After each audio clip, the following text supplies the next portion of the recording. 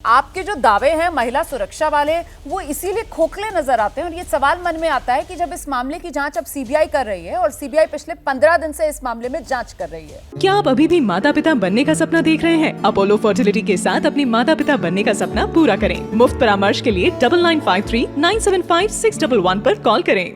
तो फिर अब क्या औचित्य बनता है सड़क पर उतरकर ये हंगामा बरपाने का, और वो भी तब जिसका जिक्र आज ममता बनर्जी की तरफ से भी किया गया कि साहब महाराष्ट्र में इसी तरीके से बदलापुर के विरोध में वहां पर जब विपक्षी दलों की तरफ से बंद का आह्वान किया गया था तो उसको वहां के हाईकोर्ट की तरफ से रोक दिया गया था।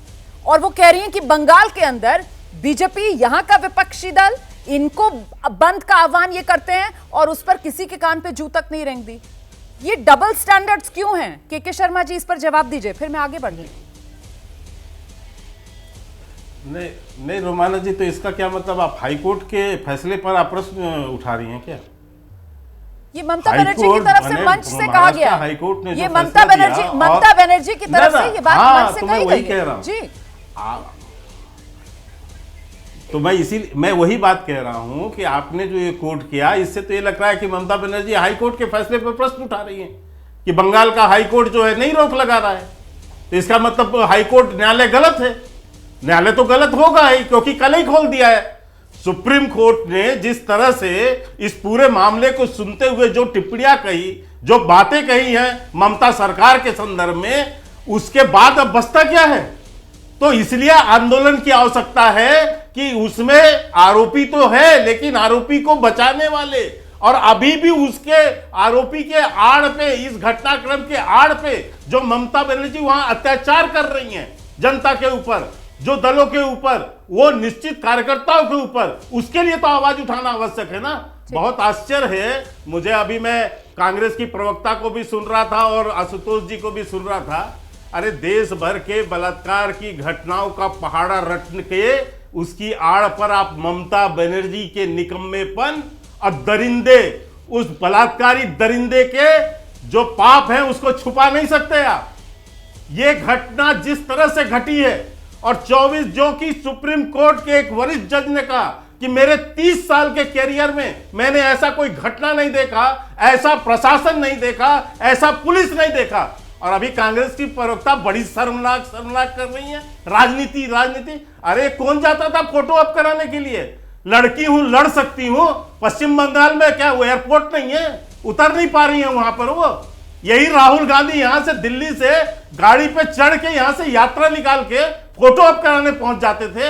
आज पश्चिम बंगाल क्यों नहीं पहुंच पा रहे हैं? ठीक है, एक सवाल शब्द नहीं निकल रहा है। ठीक है, वो राजनीति नहीं थी। ठीक है, लेकिन अब मैं राकेश शुक्ला जी का रुख करती हूं और राकेश जी मैं आपसे ये समझना चाहती हूं कि यहाँ पर बैठकर बीजेपी की तरफ से जिस तरीके के आक्रामक तेवर दिखाए जा रहे हैं और उधर दूसरी तरफ पश्चिम बंगाल के जो प्रदेश अध्यक्ष हैं बीजेपी के, जो केंद्र में मंत्री भी हैं सुकांत मजूमदार, उनकी तरफ से बाकायदा गृह मंत्री को चिट्ठी लिखी जा रही है कि साहब आप हालात देख लीजिए पश्चिम बंगाल में क्या बन रहे हैं, पश्चिम बंगाल के लोगों के हित में आप फैसला लीजिए। आपका आंकलन क्या है सर? क्या पश्चिम बंगाल जो है वो राष्ट्रपति शासन की ओर बढ़ता हुआ आप देख रहे हैं? राकेश शुक्ला, देखिए पिछले 10 साल का कार्यकाल देखें तो मुझे नहीं लगता कि नरेंद्र मोदी जी अपने कार्यकाल में किसी राज्य में राष्ट्रपति शासन लगाने का कलंक लेके चलना चाहते हैं। इसलिए कहीं भी जिस तरीके के हालात इसके पहले भी बंगाल के लोगों के हित में भी अगर फैसला लिया जाएगा, जो अपील की जा रही है बीजेपी के नेताओं की तरफ से पश्चिम बंगाल में, तो भी आप कह रहे हैं ये कलंक होगा केंद्र पर? मुझे लगता है कि नरेंद्र मोदी जी ये दाग अपने ऊपर नहीं लगवाना चाहते, इसलिए राष्ट्रपति शासन की पहल केंद्र सरकार की तरफ से नहीं होगी। जहां तक बंगाल का हालात है तो बंगाल में देखिए 1959 से लेके 2006 तक जब भी बड़े आंदोलन हुए हैं वो सत्ता परिवर्तन का कारण बने हैं। इस बार भारतीय जनता पार्टी मैदान में है, ठीक है, लेकिन वहां की लड़ाई अब जनता अपने हाथ में ले चुकी है। सारा आंदोलन जनता कर रही है, उस जनता के साथ भारतीय जनता पार्टी भी। इसके पहले भी जब जब जन आंदोलन हुए हैं उसमें राजनीतिक दल घुसते रहे हैं। 1959 में लेफ्ट पार्टी घुसी विधानचंद राय जी के खिलाफ, और लेफ्ट पार्टी के बाद फिर तृणमूल घुसी। जब ममता बनर्जी कांग्रेस में थी आज जो तस्वीरें देखने के लिए मिल रही थी वो जनता का आंदोलन नजर आ रहा था, या सीधे सीधे हमने तो जितनी तस्वीरें देखी तो ऐसा लग रहा था एक तरफ बीजेपी के झंडे उठाए हुए कार्यकर्ता हैं, दूसरी तरफ टीएमसी के झंडे उठाए हुए कार्यकर्ता हैं। तो आज की तस्वीरों में तो सिर्फ और सिर्फ कार्यकर्ता नजर आ रहे थे, और मैं ये भी दिखाना चाहती हूँ दर्शकों को, अगर वो तस्वीरें हैं हमारे पास, हमने दिन में दिखाया था किस तरीके से वो शाम बाजार वाला इलाका, और वहां पर जो रेजिडेंट डॉक्टर्स हैं वो अलग से आज प्रदर्शन कर रहे थे, उनका प्रदर्शन अलग से चल रहा था। रेजिडेंट डॉक्टर्स का एक अलग प्रदर्शन चल रहा था। इसके अलावा आज सड़कों पर उतरे हुए बीजेपी के कार्यकर्ता अपने झंडे लेकर, ये तस्वीरें भी हम दिखा रहे हैं, टीएमसी के कार्यकर्ता अपने झंडे लेकर। इसको क्या जन आंदोलन कहा जाएगा राकेश शुक्ला जी? जी बिल्कुल कहा जाएगा। आप देखिए बाजार बंद है, वही बाजार खुले हुए हैं जहां जबरदस्ती शटर खुलवाई गई है। आप देखिए प्राइवेट सेक्टर में छुट्टी कर दी गई है और कहा गया है घर से काम करिए, क्योंकि वहाँ हालात हमेशा से इतिहास रहा है बंगाल का राजनीतिक हिंसा का, और राजनीतिक हिंसा के चलते पिछले 50 साल का आप देखेंगे रिकॉर्ड तो अभी तक 30,000 लोगों की हत्या हो चुकी है बंगाल में।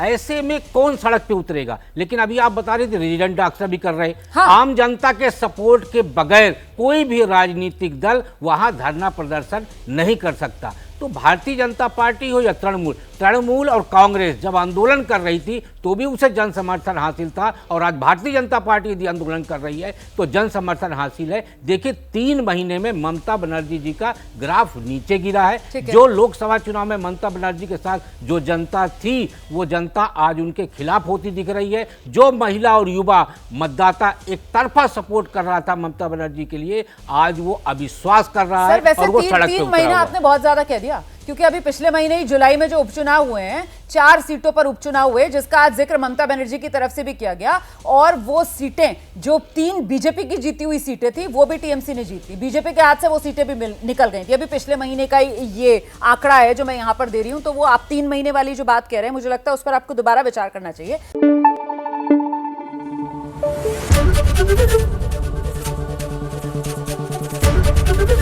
एबीपी न्यूज आपको रखे आगे।